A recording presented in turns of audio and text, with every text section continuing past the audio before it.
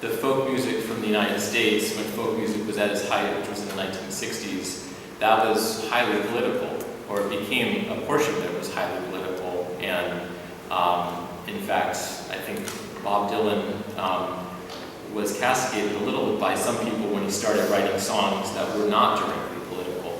And yet, Fado never seems to have had this kind of direct political lyrics that you're talking about, at least the Fados that are remembered. Exactly. And it's almost maybe a desire to, I don't know, I guess there's different things. There's a catharsis, there's a cathartic element of Fado and singing Fado and performing, and maybe there's also a level of escapism involved in it. You know, escaping into saudade.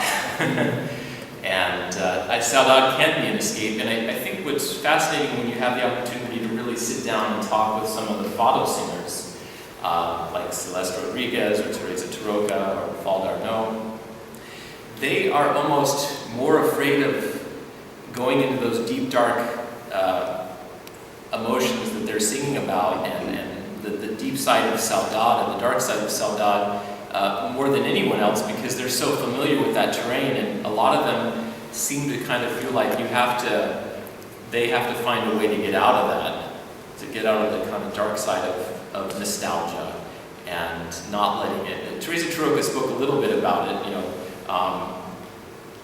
Portuguese have to stop, and her feeling was the Portuguese have to stop thinking about their golden age, which is long over, and figure out who they are now and move forward. And you know, maybe that's part of the politics too.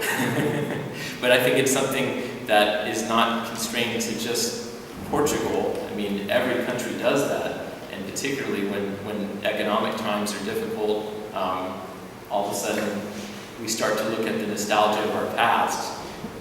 Maybe there's a good side to that, if there's something that can inspire you, a spirit that can inspire you forward, but there is a danger of just dwelling on that past and reinventing that past and then making you stuck and not moving forward and kind of opening up. And I think that's really where anything needs to take you, whether it's music or politics, to a more open future rather than a limited